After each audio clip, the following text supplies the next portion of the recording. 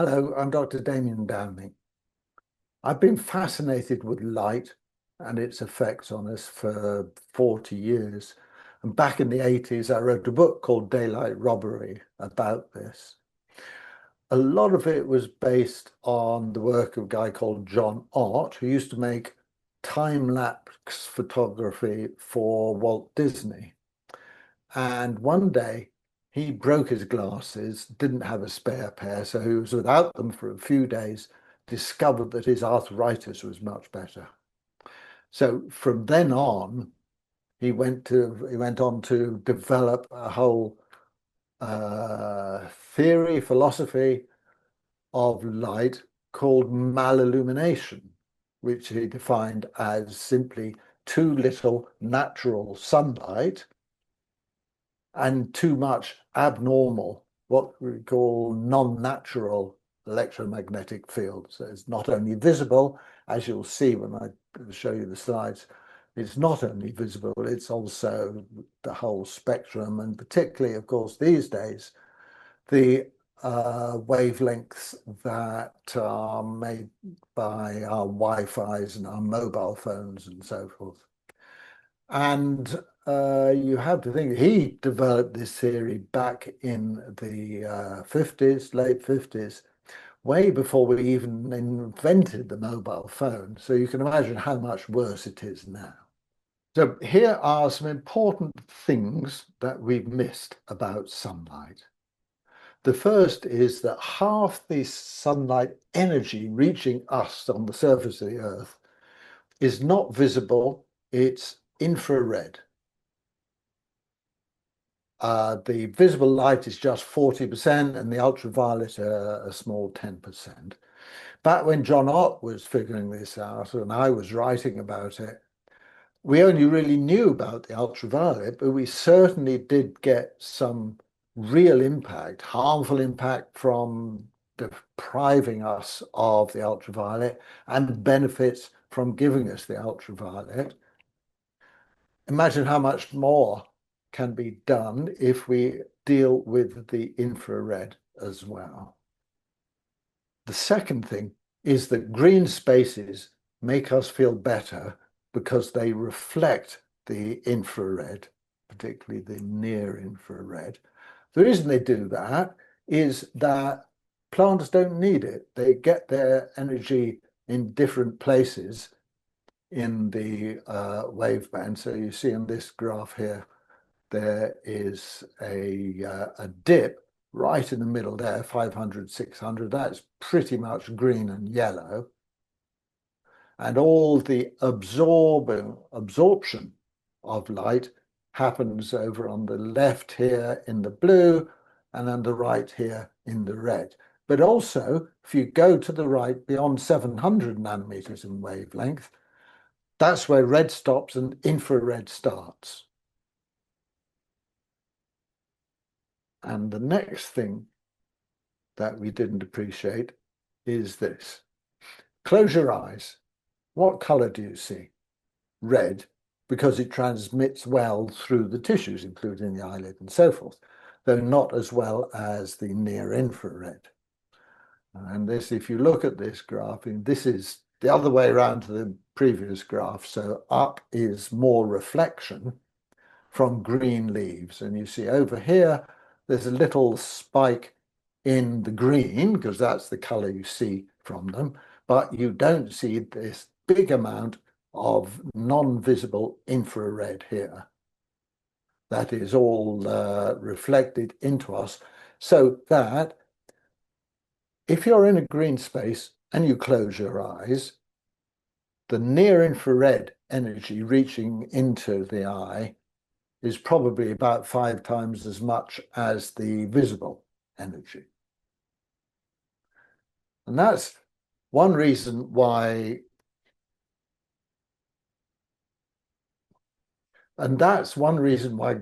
green spaces are good for us. But the problem is that thanks to electricity, we've lost a lot of the visible light that we used to have, that in fact we evolved along with, all life on Earth, that we evolved to use and to survive in and to benefit from.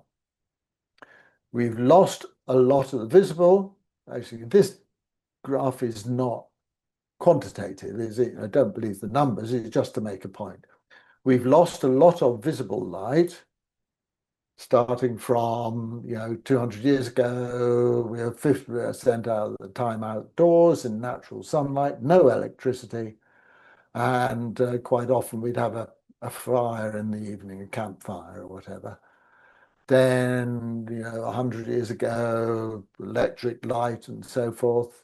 Then they all changed, became LED lights, and the reason why these are so much better, saving energy and so forth, is that they're not pumping out heat.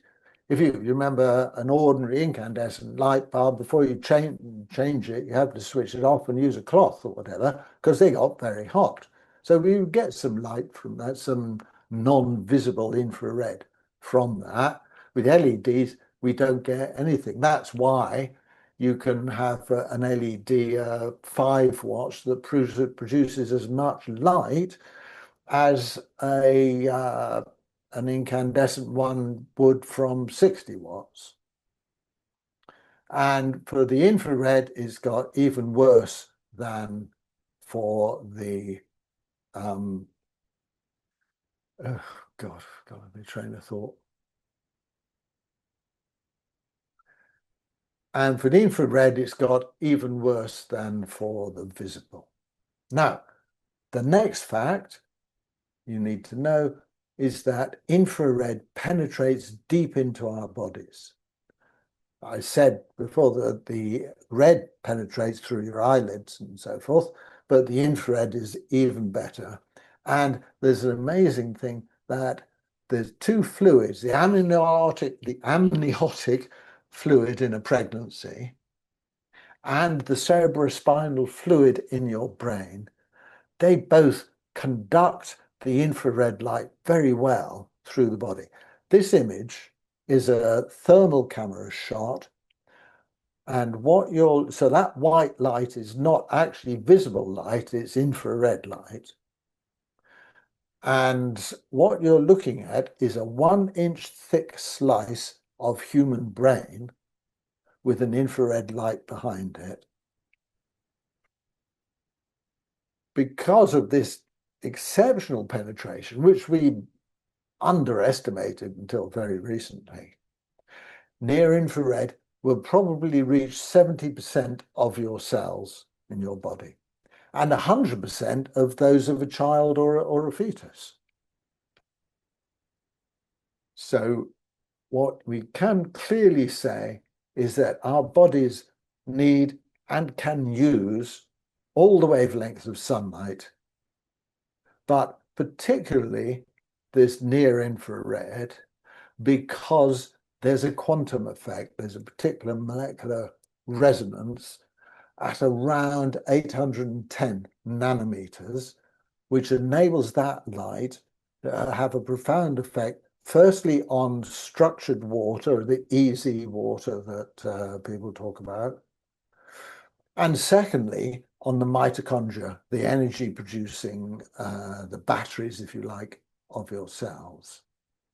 So we need that, we can benefit from it, and we should make the most of it. Now, also important to us is the ultraviolet up there, not the ultraviolet C at the top, because hopefully none of it reaches the surface of the Earth. But the UVB, yes, and the UVA. And the reason is that they produce something called pro-opiomelanocortin, which we should now call POMC, for heaven's sake. UV reaching both the eyes and the skin triggers the production of POMC in the pituitary gland and in the skin blood vessels, capillary vessels, respectively, right? Now, I say all UV will do it, and of course, UVB has more energy than the UVA, roughly one third more because of the wavelengths being shorter, but there's not nearly as much of it around, right? So this chart is of the amount of UVA in orange and UVB in purple there, reaching us here, somewhere around like London on an April, it'll be reasonably clear sky. So you see that the UVB is in any case low because it's only 5% of the ultraviolet that reaches the Earth, whereas the UVA is 95%. But also it's around for a much shorter period, whereas the UVA is there from about an hour after sunrise to about an hour before sunset. Right? Now, here in London in October, we won't be getting any useful UVB until next Easter, but you still get some of that UVA outdoors. POMC is produced by the pituitary and the skin and is quite a complicated, has a complicated path in life because it's split into a number of things, three of which are important to us. These are alpha MSH, melanocyte stimulating hormone, ACTH, adrenocorticotropic hormone, and beta endorphin. So if we go through those in reverse order, you see that they all have anti-inflammatory effects. Beta endorphin is in the cannabinoids and so forth system of the brain that calm you down, reduce inflammation, and reduce anxiety and so forth. Adrenocorticotropic hormone stimulates the adrenals. That's what the name means. It stimulates the adrenals to produce cortisol, which is also an anti-inflammatory effect. And that's one of the components of switching from nighttime into daytime, right? In the night, you do a load of healing and repair and so forth. And then when you get up in the morning, you have to switch all that process off so you can get along with general life. And that's what ACTH and hence cortisol does. It switches off healing and inflammation and so forth. And the alpha MSH, which is the one that was first spotted, shall we say, by Rishi Shoemaker in the US, who wrote about the biotoxin pathway and so forth. And it has a number of properties. Firstly, it does boost tanning and therefore protects tissues from damage by things like ultraviolet or indeed other radiation. And that's where its name comes from. But it also suppresses your appetite by making you feel full, but increases energy production at the same time. And it damps down allergic and effective inflammatory reactions, but at the same time has an antimicrobial effect of its own.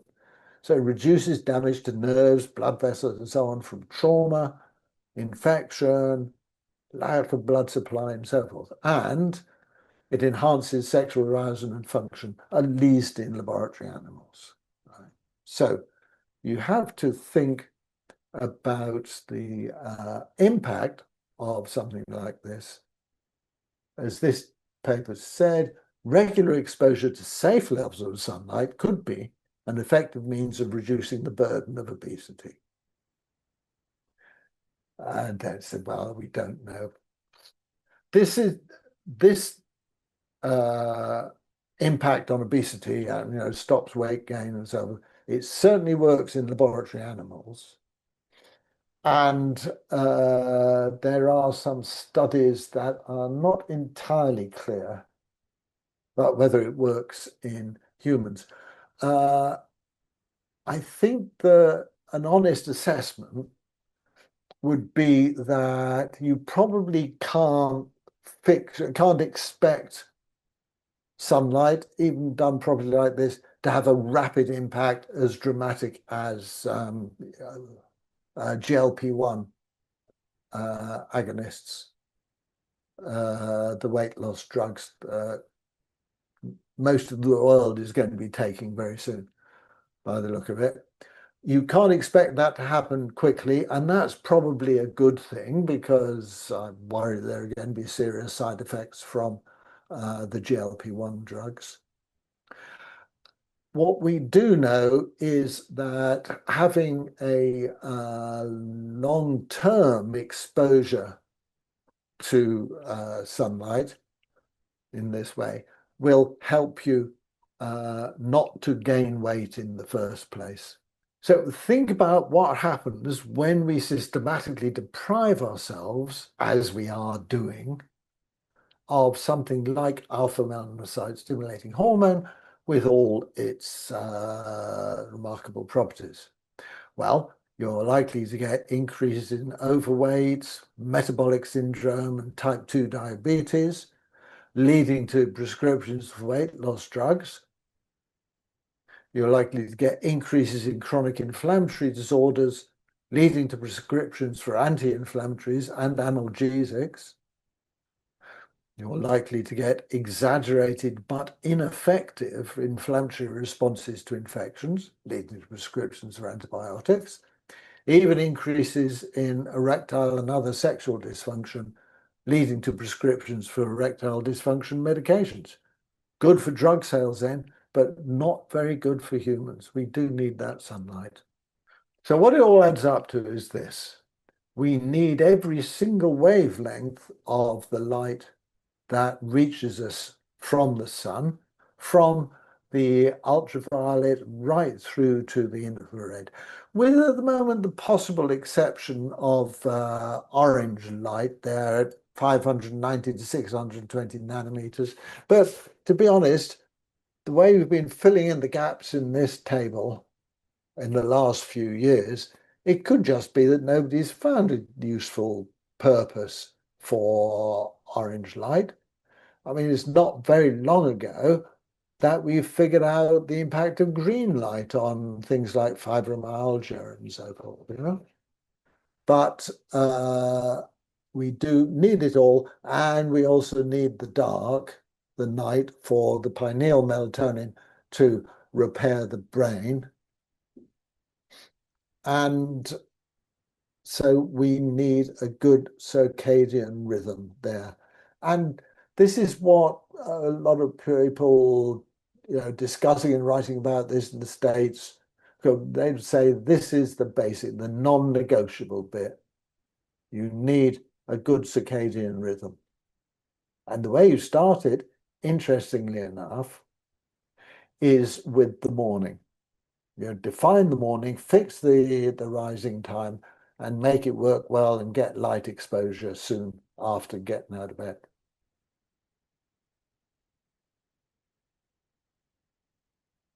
And that way you fix a whole bunch of things like sleep, and you reset the clocks in your body, starting with the big one in the brain, which responds to light coming into the eyes. And there's a whole bunch of other ones to do with eating and other functions.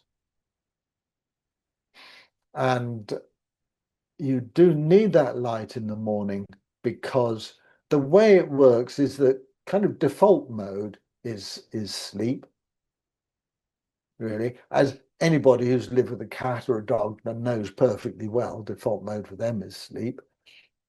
And so you need that bright blue end of the spectrum light that triggers daytime alertness and activity to switch off the sleep and switch you into active mode. So I hope you enjoyed this presentation. That last slide of all the wavelengths and their uses is taken from my new book, coming out in February called Coherent Health: The Power of Light and Water. Thank you.